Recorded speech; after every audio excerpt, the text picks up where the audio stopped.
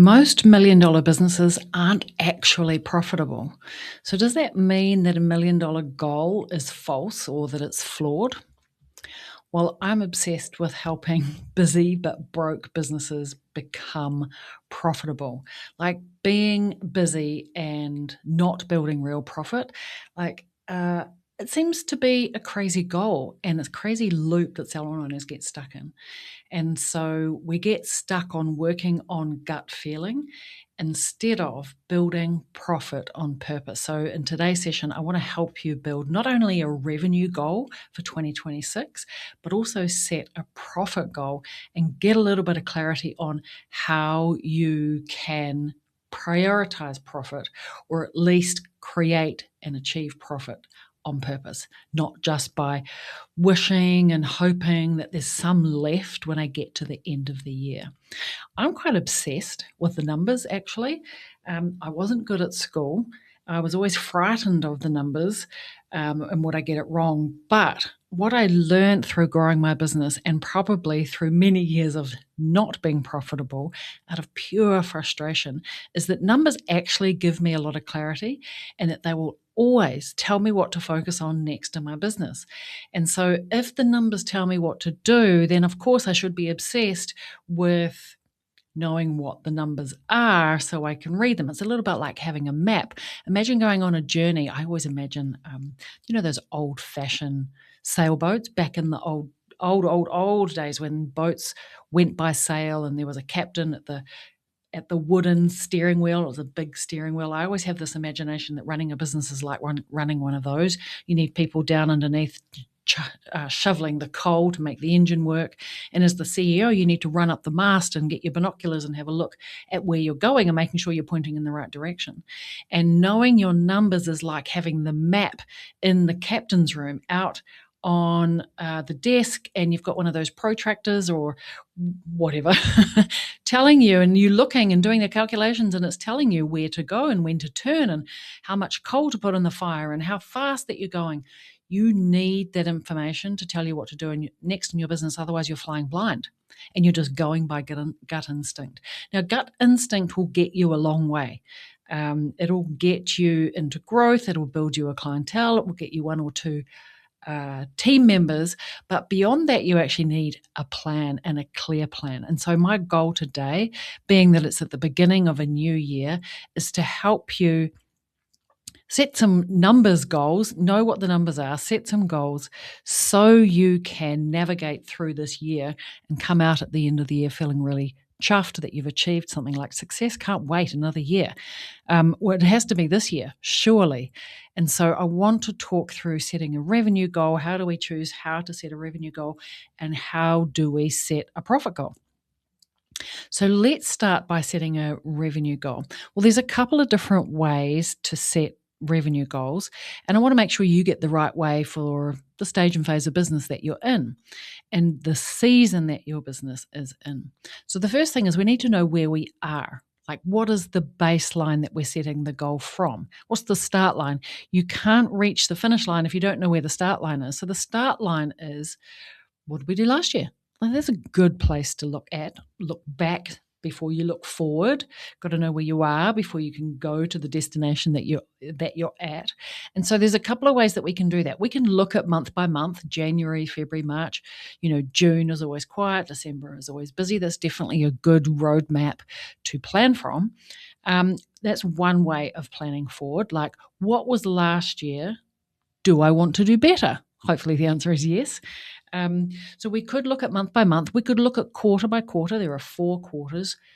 In each quarter, can I improve on the previous quarter? Or do I just look forward? Where am I now? Like, where are we averagely trending at? And how can I improve that? Now, I love the average trend because it's really current. It's right now, and it evens out peaks and troughs. Like, December is crazy busy. We make a lot of revenue, but then January is often quiet. So if you think about January and December and you join them together, you'll probably find the average is about right over the 2 months. It's about the same.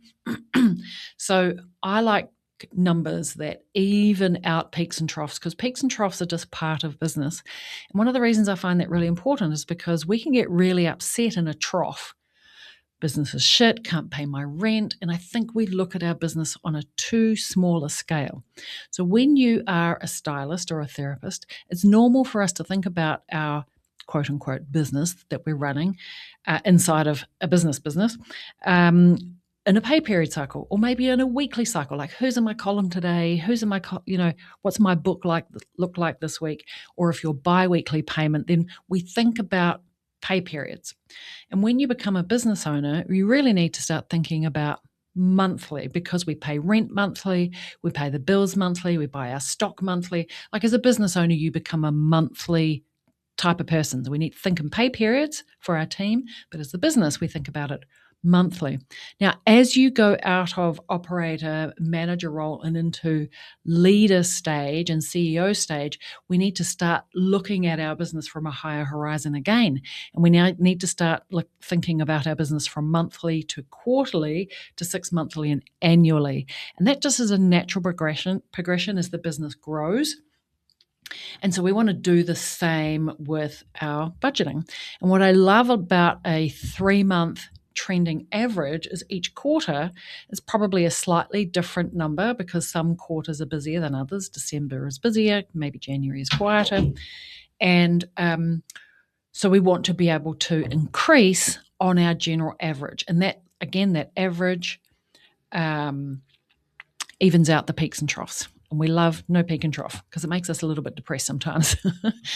And that's how I started talking about trending averages and quarters, because if we have a bad week, but our goal is quarterly, like a bad week is nothing. We can make it up next week, or we can make up next month, and we can get out of being doomsday people by thinking one quiet day or one quiet week is going to ruin our business. It's just simply not the case.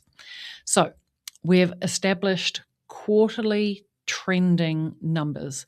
So what do I trend at every week? Am I doing 7,000 a week, 10,000 a week, 20,000 a week on average? And then we want to increase that number. Am I doing 12,000 a week, 13,000 a week? And so when we're setting annual goals, we want to set a weekly or whatever the pay period is. So that might be weekly, it might be bi-weekly. And if you're in the UK, maybe it's monthly. And then from the business point of view, so that's for the team, and then from the business point of view, we want to think monthly. But I like that trending. So it might be averagely on a month, we're doing 50K, or averagely on a month, we're doing 100K. And so then we want to set our goal by 10% is a good goal. Like it's a little bit of a stretch. We've got to do something differently to get a different result. I love a 10% increase goal. And it's a good benchmark goal increase. If you don't know what else to do, if you don't have another number, 10% increase year on year actually compounds quite a lot over a 5-year period. So I like to call that a good goal. 10% increase is a good goal. Now, if you want a great goal, then 20% increase is a great goal. It's a bit more of a stretch. You really have to think strategically about what you're going to do differently this year to get the stretch goal. And so I like to have a good goal, a great goal, and an extra great goal. I like to call it extravaganza goal, and that's the 30% goal. Now, year on year, you can't sustain a 30% increase. You might be able to do it a couple of years in a row if you're in growth mode, if you're recruiting really suddenly, or you're new in business and you're just getting started. Like a 20 or 30% increase year on year, it's possible. But at some point, if you keep doing that, that'll compound so quickly that in fact, you'll start running out of chairs and rooms and you will get capped in no time at all. And so coming back to a 10% increase year on year is a more sustainable, hold steady, long-term growth strategy. Does that make sense?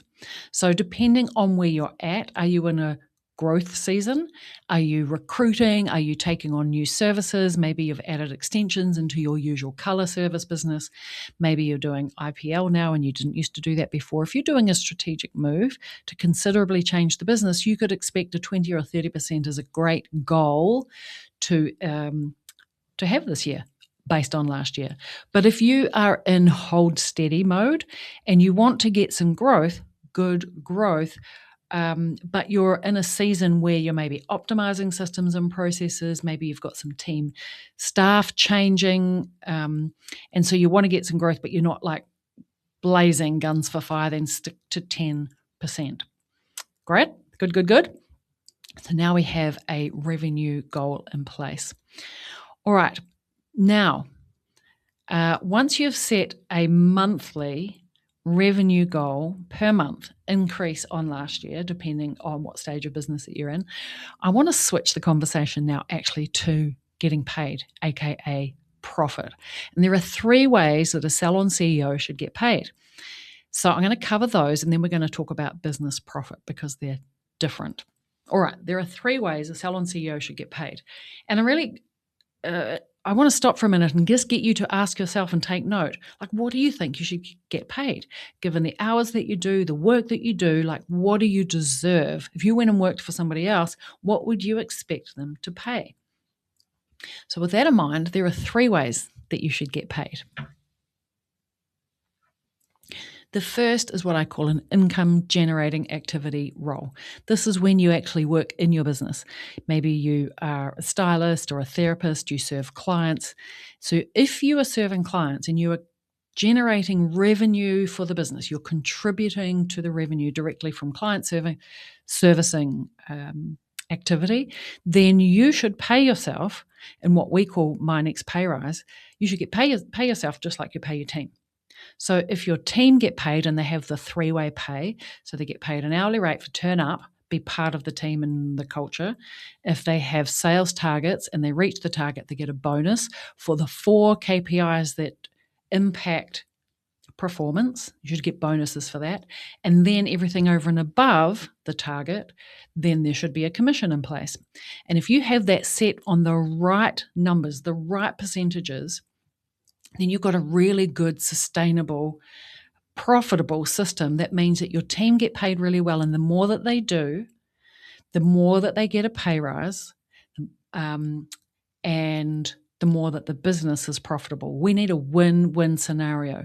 What we don't want is to have the wrong numbers in place that teams get paid more and the business gets paid less over time. It's just not sustainable. It's not scalable. And it's why too many businesses reach the $1 million mark and are just not profitable. And so we have to sort this out. Businesses in 2026 cannot afford to be paying 50 and 60% in commission, in wages as a percentage of revenue. Those days are gone and buried if you want to succeed and you want to be here in 2020. And we have to change that model. Anyway, I digress somewhat. If you have a good system in place, like my next pay rise, then you should put yourself on it. Like, set yourself up inside my next pay rise, set yourself a target, pay yourself an hourly rate based on performance. Because it's really easy as a salon CEO to get distracted by all of the other business operational things. And sometimes, we're not the best performer in our business, and we should be. We should be a good performer, although we shouldn't work as many hours in the business because we need to work on the business.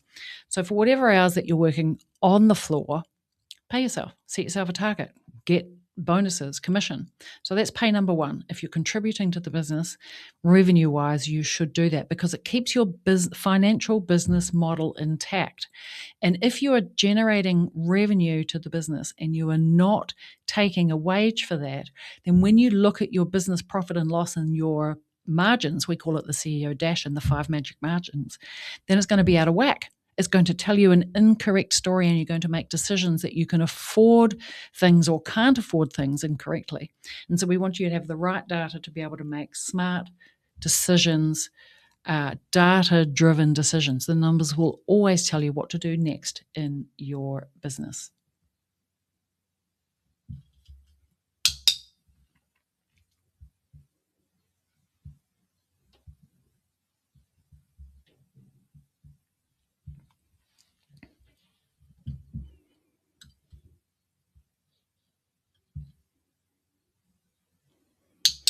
All right, the next way that a salon owner should get paid is either being a manager or being a CEO. And over the growth of the business, that's going to change. You're going to first, if you don't have a manager, you are the manager. And if you are in the operator phase, you are the manager and the income generator all in one. But in the manager's phase, you are the manager until you get to leader phase when you want to have a manager. So if you're in the manager's phase of business, then pay yourself as the manager because this is the income maybe not an income generating role, but this is a role that you're going to replace yourself with at some stage. And it's functional, operational. And if you weren't doing it, you'd have to pay somebody else to do it. Stock ordering, maybe front of house, running morning huddles, doing those management type of roles. And then after the manager's role, especially if you have to pay a manager, then you want to be able to get a CEO role, CEO wage. So that means getting paid for the work that you're working on the business, when you're growing the business, and all of those other responsibilities that you would never give away to somebody else. You need to get paid. And so whether it's a manager wage or a CEO wage, you're going to get a wage or a salary for running the business, right? And then finally, your third hat or your third pay comes out of profit. It's the return on the investment that you made when you chose to buy a business or open a business. Because you could have bought a house, you could have invested in a house, you could have invested in the stock market or gold or something else, but you chose to invest in a business. And when you invest, you expect a return on that investment. Because otherwise, you could put $1,000, $10,000, $100,000, $1 million in the bank, and you could get the interest return on that investment. And not that long ago, you could get a lot of interest, and now you can't get a lot. You don't get a lot for that. But in any case, the investor part of you needs to get a return on that investment. And that either comes in drawings or in dividends, and that comes out of business profit. Now, business profit has a job to do. You don't get to take all of it. The tax man needs a piece. The business needs future investment. You need a rainy day fund, and we call it the RID method. R is for the rainy day fund. I is for future investment. Like at some point, I'm going to have to reinvest in the business, whether it's new team members, whether it's renovations, a new basin, we need to expand, I need to relocate. You need money. A business needs cash to grow. And so R, RID, and then D is dividend or paying off debt. Okay, so we need a profit plan because you need a return on your investment. And if you don't have a goal on what those numbers should be, the income generating one over time should start to go down. And the manager role, eventually you're going to pay somebody else to do that so you can get paid by being the CEO and getting a return on your investment. Okay? Less income generating time on the floor, more time working on the business. Okay.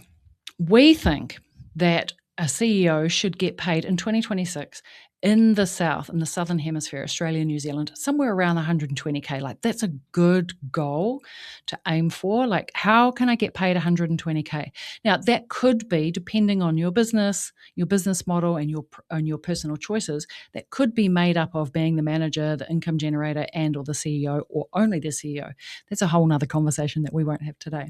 In any case, we're looking for a 15% profit margin on your business. That's the return on investment. So the business can afford to invest in the future, it can pay its obligations and its tax, and it can pay the investors, it's probably you, a return on investment. Make sense? All right, I want to talk about the 5 margins that you also need to budget. And instead of saying the budget needs to be this or it needs to be that, I want to give you what are the 5 margins, and then I want you to go and have a look yourself, like what are yours? And then we're going to work towards tweaking them. I call it the 1% rule, so we can optimize profit. All right, here are the 5 margins. Number 1 is rent. That should be a category of itself. What percentage of your rent to revenue, what percentage is it? Now, anywhere between 5 and 10% is pretty normal. And if it's below 5, then you're probably running out of space and you need to think about upgrading. And if it's over 10, then you've probably got lots of space and you just haven't grown into your space as yet. And if it's over that, then you're probably in a really expensive area and you probably need to put your prices up. Okay, operations is everything else to run the business. That means the internet, software fees, accounting, electricity, all of those operating things, not stock. And whatever that number is, maybe it's between 10 and 19%. Obviously, we want it to be less. Less is more. And the goal is whatever yours is now, aim to get it down by 1%. If you get that down 1% every year, you can't do that for too many years because at some point you've got to pay the stuff. then you can optimize, and every percent that you save now becomes an increase in profit margin. Stock should be anywhere between 13 and 19%. And again, you can optimize that as much as possible. Sometimes it's a business decision, and that business decision is, I'm going to go with that company over that company. If you're going a high-end company, it's going to cost you more. If you go in with a more affordable company, it's going to cost you less. But you've got a brand match. Where does your brand sit? And make sure that the company that you choose to do business with is in alignment with that. And every 1% that you save goes towards profit. Now, wages is probably your biggest, and we really want it to be between 35 and 45%. We just can't afford as a business model to pay any more than that. And in that business model, in that 35 to 45%, we have to be able to pay non-income generating people. That might be front of house, that might be an apprentice, and it might be some management role that you're doing until you get a real manager. But the way to make the wages a percentage goes down is, number one, you got to get the money up without the wages going up, right? That means we change the percentage of the financial model. And I talked earlier about My Next Pay Rise and how we can do that to get the right margins. Also, the other thing that impacts it is how many non-income generating people you have to income generating people. Like too many apprentices or too many front of house or random social media people, it just blows it out the water, and then you wonder why you're not profitable. And for every 1% that you can save on wages, stock, operations, now goes towards profit. And we want that profit number to be sitting at around 15. Now, if it's more than that, great. Like, that's good. And the smaller you are, the lower the revenue is. 15% is actually not that much. Like, if your revenue is only $300,000 a year, well, 15% of that's only $45,000. But 15% of $1 million is $150,000. So keep an eye on the actual dollar amount, not just the percentage. But 15% is a good rule of thumb goal.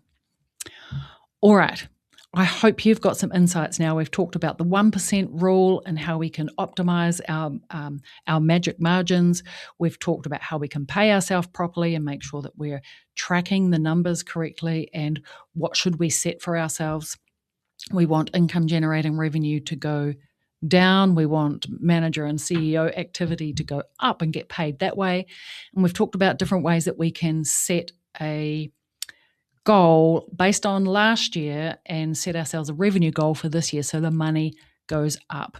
Like in Salon Mastery, we want the revenue to go up at a minimum 100K a year. Like at a minimum 100K a year every salon. That is our goal, is to help businesses to make sure revenue goes up every single year. All right. Well, as we wrap up, I want you to think about this. Like, 2026 will reward the salon owners who choose to lead and step up so they can become the 1%. And the 1% of salons, they have $1 million businesses. They have a 15% profit margin. They pay themselves a really good salary. But it's not for the ones who sit in the treatment room or behind the chair waiting and hoping things will magically get easier, because they're not. The world just keeps changing. But if you know that this year is the year that you need to get some help because you've been hiding from the numbers, maybe they're a bit scary, or you believe that you were not good at them when you were at school. I certainly was that guy. And you know that you need some help, not only getting over the numbers, but, help setting some clear goals. And then once you've got the goals, you need to know how to achieve them, because the numbers will always tell you what to do in your business. And knowing your numbers so you can be a good data-driven CEO. It really just is. Data is just information, and that information helps you make confident decisions. And so gut decisions or gut work works for a certain amount of times and gets us so far, but there's a real confidence in knowing, if you've got a gut instinct that you should do this or should do that the data actually can tell you, the numbers can tell you that you are right, or not, as the case may be. So if you need some help on how to get those margins down and get the profit up, but without upsetting the apple cart, because I'm certainly not telling you to go and change your arrangement with your team overnight. That's setting yourself up for success. But if you need some help setting up some of your CEO systems, like your Salon CEO systems and processes, because systems and processes shall always set you free.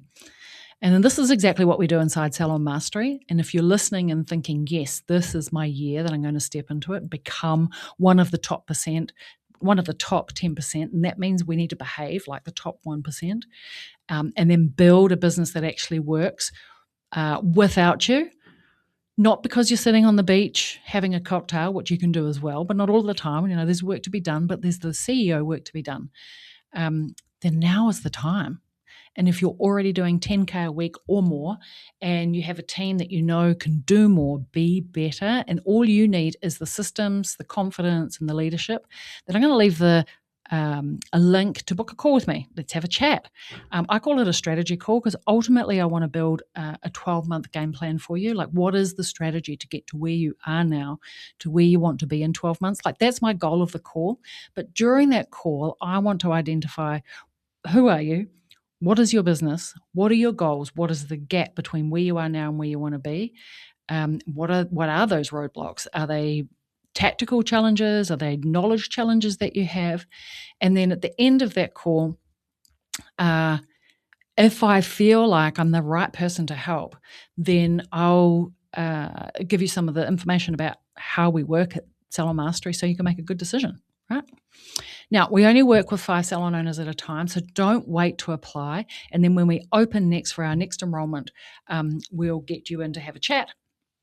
So let's make 2026 like the year that you build the salon that you just know you were meant to lead and then know that you were meant to be there. And let's definitely build profit on purpose, by design. And let's not leave you stuck inside the salon. That just makes you feel stuck. All right, that's a wrap from me. And till next week, same time, same place. Ciao for now.